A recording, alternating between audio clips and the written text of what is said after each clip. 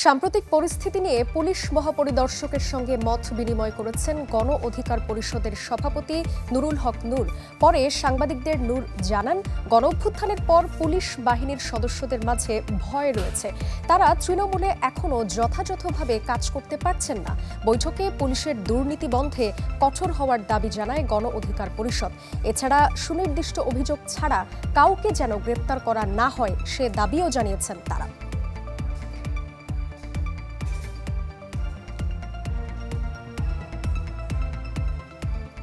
আমরা বলেছি যে পুলিশের মধ্যে যারা সুস্পষ্ট অপরাধের সাথে যারা জড়িত ছিল, মানুষের উপরে হামলা গুলি চালিয়েছে, তাদেরকে চিহ্নিত করে বিচারের মুখোমুখি করা।